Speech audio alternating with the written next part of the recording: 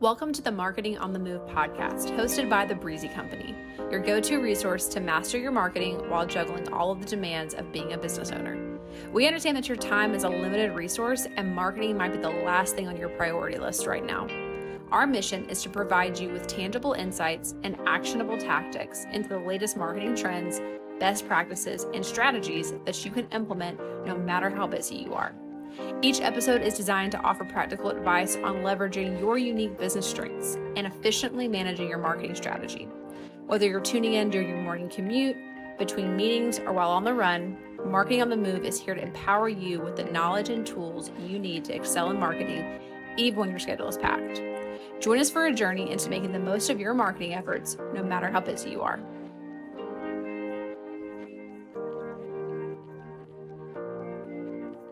Hey guys, welcome back to another episode of the Marketing on the Move podcast by the Breezy Company. My name is Josh Webb, and I'm one of the founders of the Breezy Company. And the guests that we bring on have been really great at having awesome success, even though they're really busy. So today we have Dale Hughes. He's the chief dreamer from the Everyday People Group. What's up, Dale? Hey, good to meet you, Josh. Glad to be on here. It's the syrup in it, or it's the milk in it, or it's the calorie. And then there are other people that I sell coffee to. They are never going to tell me it's a good coffee just because I, put my cold brew in and I've given a latte effect to it. Like we're doing a deal right now with Stuckey's, and we're replicating their hunky dory. Their hunky dory is a great taste, independent of the coffee. So as long as I nail the hunky dory taste, I'm going to get a lot of people that tell me that's a great coffee. It's really not the coffee they're going for. It's the hunky-dory taste that has a caffeine kick. Now, I'm going to go down to my West Peachtree store, and I have some really, high-level coffee consumers down there, and they might pull an espresso shot, nothing in it. And they're going to know immediately if my coffee blend, if it pulled the earthy taste out of an African bean and the fruity taste out of a Latin American and the citrus taste out of an Indonesia. And if I blended it correctly, they're going to know that. And they're going to know if my draw was right and if it was high quality. And so I need them. I need those experts, those coffee consumers to say, yes, this is consistent. It's over and over a great espresso. It has these flavors. It has the correct draw. As opposed to someone in a cold brew where I've just got to hit them with sugar and flavor. And I don't mean to demean that. I don't mean to demean it because that's important. That's what they want. They want that, and they want it delivered. The authority in the marketplace, even within, so I've just defined two different ways to look at it within coffee. And then now let's take it back to law.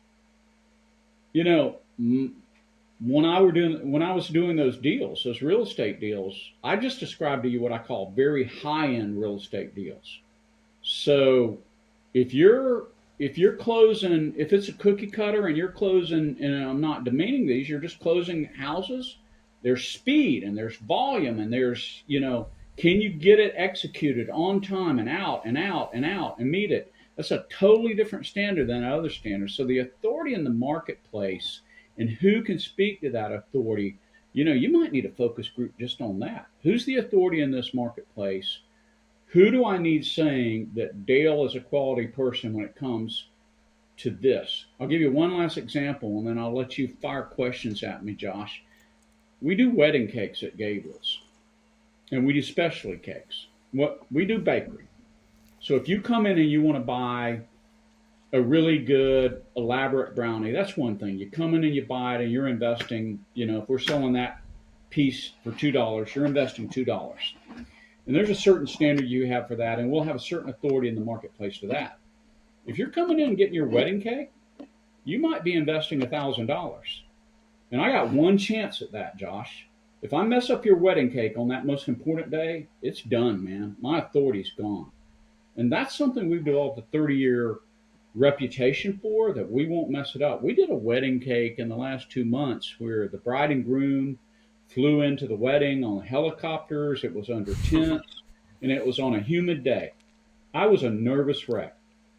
Humidity can mess up that buttercream. It can mess up the elaborate design we put in it, and that's a once-in-a-lifetime event, and you can be guaranteed they were filming it. And that's authority in the marketplace, and who will speak to that. We did an event for Freddie Falcon's anniversary at the Atlanta Falcons and had a custom cake for that we replicated him. Once in a lifetime event. Once you get those, and then you can have people speak to them and speak to the degree of difficulty. That's one thing. This authority in the marketplace, it scares me. It's an important pillar, and it's one that should wake you up every day. And you could say, because it changes too. It changes so much.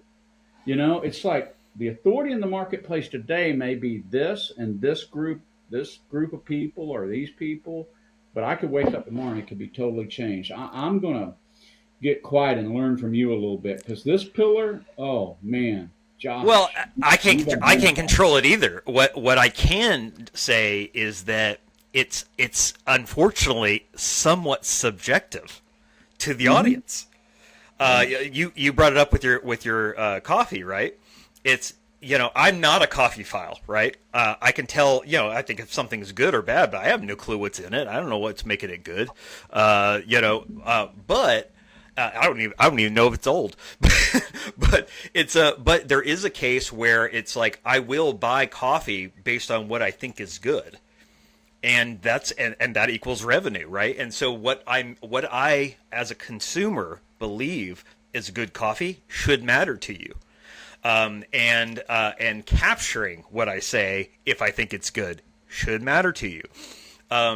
There's an interesting metric that shows, I don't know what the exact number is, which is unfortunate, but it shows the amount of third-party reviews and what they do versus when you have reviews that you're just showing yourself. And that's because most people, when they put a review up on their website, it's like all 5-star reviews. And that's because they don't want to, I don't want to put I don't want a 1-star review on my website. That would be weird.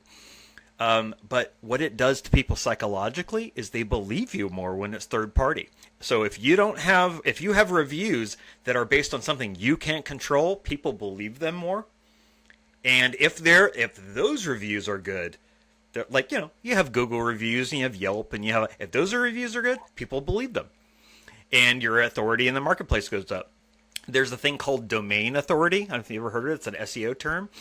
But you show up higher on Google if sites that are visited quite a bit by people all over the place actually push to your website as a resource. So Google considers it domain authority, and you will go higher in the rankings. Can you control that? You can do things to influence it, but no, you can't control it. You can't control how many people are clicking on your website from a really important website. What you can do is create really solid content where really good websites want to point to you. It's kind of like, Oprah back in the day when Dr. Phil finally got on there and he just blew up. That's because Oprah was telling everybody he was awesome. That's why. So it's authority. She gave him authority. So I'll go ahead and move on to the fourth one. And this is a really solid episode, so this might go longer than normal. But this is called consistency of execution, and I think this kind of goes back to, you started talking about speed a little bit.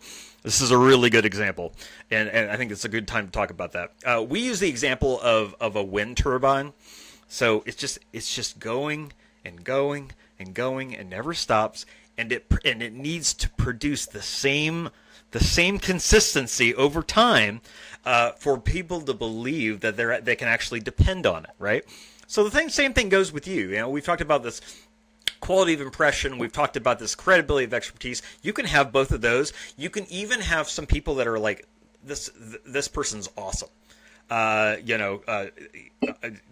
Believe everything that you just saw.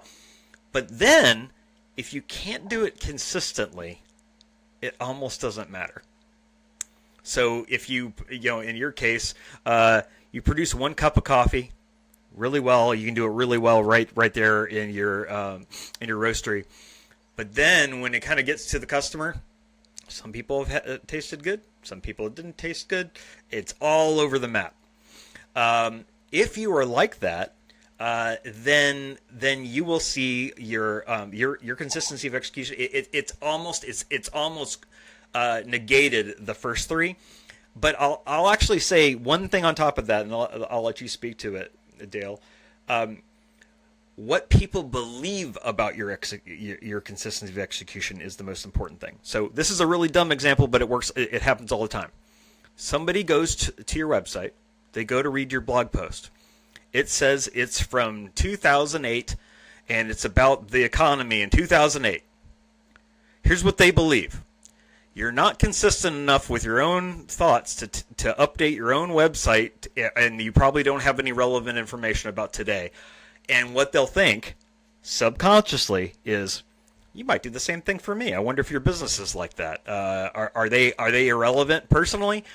I mean, the same thing goes if, it's so dumb that the bottom of your website, it says copyright 2013, and somebody goes, oh, they don't update their website. It's interesting how that translates. So you started talking about speed of execution, which I really think plays into this and plays in how do you produce something consistent. Can you talk just about this idea of consistency of execution? It's a hard one to understand because you will fall asleep on those areas that you just pointed out where somebody can look at you and say they're not consistent, their website's not updated, this hasn't happened. And you're going to really have to take all the areas you need to execute and say what matters most, and let's never fail there, and what can we totally control, and if we can't control it, where are the outside influences and how can we make sure we come into those. As an example, for us with coffee, the way we blend them and the way we put them through the roasters, after we've designed a good blend, we can program it into the computer. So theoretically, the consistency of the product in the field should never differ unless the machine's not maintained. Are you maintaining it? Does it have some sort of oil buildup or whatever buildup in the actual roaster that would impact it? Or same way with bakery, like, are your ovens clean? And they're clean. Of course they're clean because of health department and Department of Ag. But what I mean, are they very efficient so that pound cake, when it's produced at 350 degrees or whatever degrees it's cooked at, it's going to be the same every time. It's going to come out the same. We really have to, whether it's coffee or bakery or whatever, we have to always be looking at and checking that. Is it consistent over and over, not only in our location, but if we send it to wholesale anywhere? But I think what you have to do is you have to say what factors could influence that. And there are, your employees can impact it if they're at a coffee shop and how they put it together and how they execute it. And the customer can impact it. The customer can take it from your location, do something in their car that changes what's happening. And you could say, well, what do you mean, Dale? I could say they could go leave a pound cake in their car in 100-degree heat for 1 hour.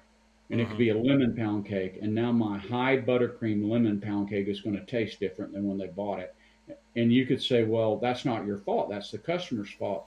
Too bad, Josh. They're going to blame you. So you need to, when you sell that product, and we've learned this, you need to say, hey, this product needs to be kept cool. It has a high taste, very, very nice buttercream effect with the lemon, and the lemon's fresh. And if you put it in an environment where it's not going to be maintained, you need to be aware of that. We sold a very high-end coconut cake one time, and we sold it out of the cold case, and the person left it on their counter for a week, and it developed mold, and they thought it was because of something we did. And we're like, look, if it comes out of the cold case, it needs to stay in a cold case when you take it home. Most people don't understand that a true coconut is going to have a rubbery taste. It's not going to have a toasty, crisp taste. And that's because they've done that already, assuming you won't know to put it in your refrigerator. We make genuine coconut. We don't toast it that way where you can leave it on the counter. That's an execution, but it's an execution where the customer has to be involved in it. You have to understand the control points. And you can say, can I say something real quick to that? Because I actually didn't even think about that.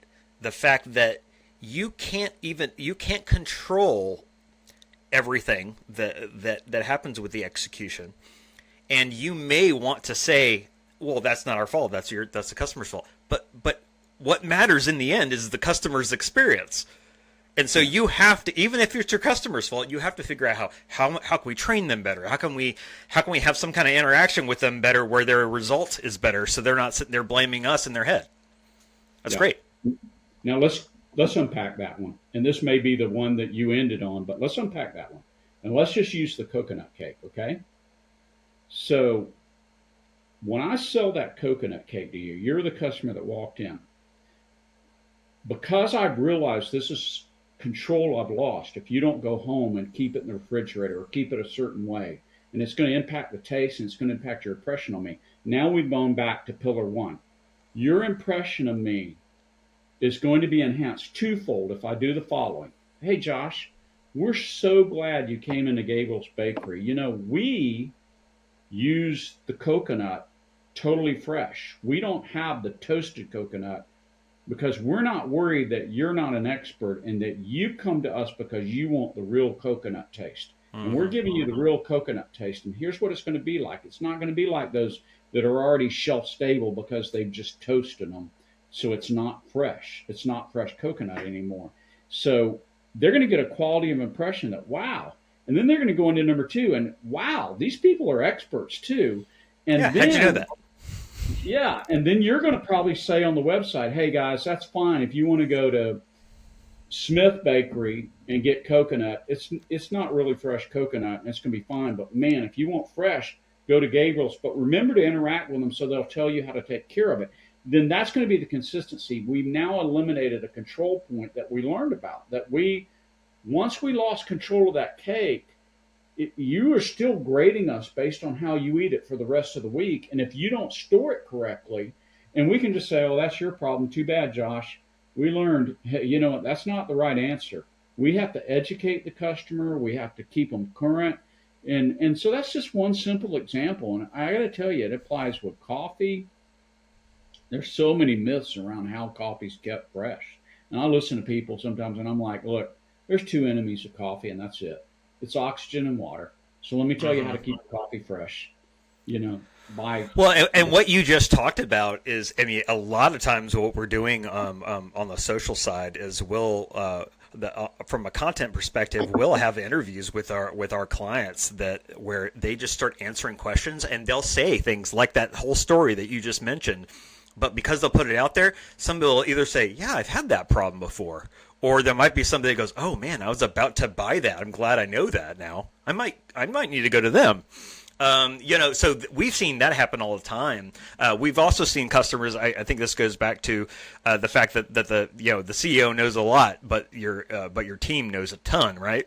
And we've had customers. We had one customer that we just said, hey, bring us in around your team, and we'll actually interview them and to answer some questions. And this was an oil company, and this guy went on a rant basically of how the oil prices were actually made and all this kind of stuff. And their customers, and they had big customers, Georgia Power, blah blah blah, all that kind of stuff. Their customers were the ones listening to this, and they were going, oh. Yeah. I didn't realize. Yeah, that totally is how it's made. You know, we've been having this discussion, so it was really engaging for their current customer base to have that kind of education. Go ahead. I think you're about to say something. You know, I was going to finish out with my coconut one because it really applies to your number 3 authority in the marketplace. So that customer that bought the coconut and didn't really see that it came out of a cold case and it needed to be stored in, you know, a refrigerator somewhere when we took it home. He put it on a shelf and the humidity was there, and within a day or two it developed mold because it will develop mold if you don't store it that way. He went online and gave us a one-star review and said this product obviously was not fresh because within 24, 48 hours it developed mold, which it was fresh. As a matter of fact, it was so fresh. That's why it developed mold, because he didn't store it correctly. And he really blasted us. And so, you know, we took the 1-star, and I don't remember how many years ago this was. So if anyone listening to this is looking it up, I don't know if you can still find it. But when we responded it to him, we said, well, you know, please come in and we'll explain this to you. But that's fresh coconut, and here's what happens, and here's why it happens, and here's how we develop it. We just responded in the open, very honestly, very genuine. And I don't remember really what happened with the customer because I wasn't trying to argue with him. None of us were trying to argue. We were just trying to educate all of us. And I think eventually he came around to taking his review down, and to, because we told him, come in and get another cake. But by the way, when you come in and get another cake, you have to store it this way. You have to put it in the refrigerator. You can't just leave it on the counter. And really, the customer argued with us some about that. And we're like, well, you can't leave ours on the counter. If you want one, you can leave on the counter. You need to go buy from Smith Bakery, and it needs to be toasted coconut and no buttercream, because you just can't leave that buttercream out. And but through the process, and I'd have to go back if you and I wanted. I'd have to just go talk to the person who was the GM at the time. I think we developed a customer for lifetime, because slowly as we had the conversation, they were like, you know what, you're not trying to scam me. It really was fresh. You really are trying to educate me. But the reason I'm telling you this, and I'm telling you this on this podcast, is I had never really thought about the fact that, hey, our customers may not be bakery experts. They may need a little help. They may need a little help with a very high-end product. And if we sell them a high-end product, because that cake was not inexpensive, we might need to say a few things more than this. It has coconut in it. It tastes good. And here's the price. We may need to say, and this is a specialized product. And for it to be consistent, you need to do the following for the next week or two. The care of it. But then think about that, Josh, and I know you, man, your mind's going off. As I'm able to tell that to you, it becomes very high end. My credibility, my impression, you're like, wow, this is an impressive bakery. Look at the product they sold me and the care I have to take with it. It's a diamond. It needs to be taken care of. You can't just leave it laying out in the yard and it'll be okay. Yeah.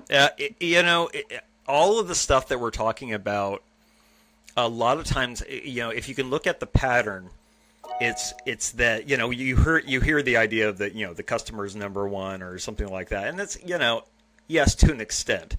But really what you have to look at is that it's customer focus and the audience focus.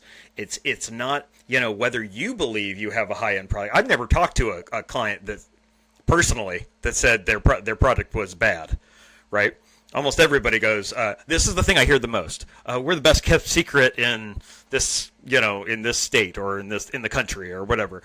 And it's not really a compliment. What it means is that you either think that it's the best product or you're doing a bad job communicating how good it is. That's what it really means, what you just said. And so, and so all of these things that we've just played into have a ton to do with the customer, and they also have a ton to do with your team and process that you execute. My partner, Savannah, she's almost obsessive about what our process is. How are we training our employees? How are they speaking to the customer? And when something comes back, one thing we've gotten pretty good at is not almost demonizing the customer where they go, they're just saying that because blah, blah, blah, blah, blah. It's very easy when somebody comes back with negative feedback to kind of just, almost ignore them, put that in the special filing cabinet, called the trash or whatever. And that's not the case. You have to look at it for the pattern of what it was. Like, what is it that had them say that, especially if there's a pattern. Sometimes you just have somebody that's in a bad mood that day. But if it's a pattern where it's like they keep saying it and then somebody else said it and then somebody else said it, there's something going on with this particular problem. And even though we don't think it's a problem, we got to find what it is. And so that's a really big thing when it comes to execution. We have gone way over, but it's fine. They're gonna edit this down. But I would love to just hear from you to kind of close this out. If you were talking to somebody that's had a hard time maybe making it over that hump, they've been working at something for a long time, and it just, they think they have a good product. It's just they haven't been able to get over that hump yet to make it really successful. What advice would you give that person? Everybody listen to this podcast. Josh didn't ask me to say this. and I'm not saying this for the benefit of Josh because I'd be brutally honest. You got to find a Josh.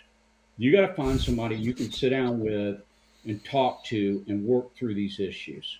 If it's the Breezy Company, if it's Josh, go for it. Josh and I have gotten to a point in our relationship I would trust him talking to him, but maybe he'll pull me back on another podcast and we can talk about the evolution of our relationship. And it didn't start out great for neither of our fault, but it's ending up great and it's on a path to be great. But you've got to have somebody that you can walk through these pillars, talk through these issues, and just feel like, okay, I'm not crazy. These are my guidelines. This are my rails. I'm going in the right direction. You cannot do this by yourself. It is true. All of those cliches about you need a community, you need support people, you need a sounding board, you need all of that. I'm going to share this with you, Josh. I'm 64. There have been different people at all the different periods in my life. And sometimes I get really sad. I'm like, man, I really miss that person. They were an important part and they gave me great advice. But then I'm like, you know what? It's not the period for them right now. It's not the time. This is the new group. This is the new sounding board. So if I had to close this and just say, I think your pillars, I've articulated them differently over my career. Your pillars are solid. But more important, having a relationship with someone who can be a sounding board and say, wow, yeah, you're right. That's a little bit tough. Have you thought of this? Have you thought of that? Just having that critical relationship with someone. Don't do it by yourself. Do not do it by yourself. Get a little bit of a sounding board. Ask someone to look at your garden. Is your garden pretty? Are you missing a few things? Listen to people. And listen to people not to respond to whatever they're telling you. Listen to people to learn. Listen to people to really evaluate your concepts. Listen to people. Josh, I had one of the best days I've ever had last Sunday. I went over, there's a guy I'm looking at doing a deal with, and I went over to the Choptoberfest in Marietta. And I got there at about noon, and I took my wife with me, who's involved in my businesses, and I said, we're going to sit on the sidewalk right here. And she said, what? And I said, we're going to watch his business. He had a food truck. I said, we're going to watch his business. We're going to watch how the customers are interacting with him.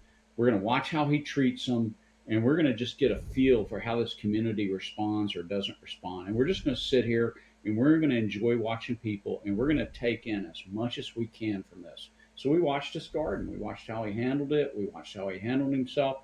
And then on Tuesday at 10 a.m., he come in, and I was able to sit and have a very good conversation with him about how we could integrate him into our businesses in Kennesaw.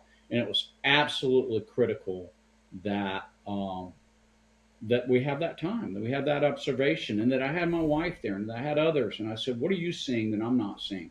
Josh, I think if we end strong, the way we end strong is you can't do it by yourself. You have to have people helping you look at what you're looking at. Yeah, I 100% believe in what you're saying, and I would add to it by saying, I think you can confuse yourself that you're not doing it by yourself. And that's by sitting down at a boardroom table and having a bunch of people that will not tell you the truth. Amen. Amen, Josh. Wow. Amen on that exclamation point. A lot of times, if your credibility is high, number two, people are afraid to tell you the truth. Yep. I know that. I've talked to a lot of people with money too, and that's one of their highest concerns. Is they don't feel like people are telling them what they really need to hear.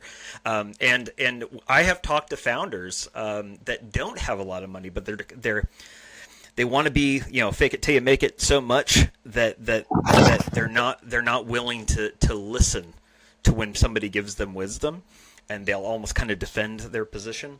And you just have to take some time. And just like you said, just listen to it. You don't have to believe it's true.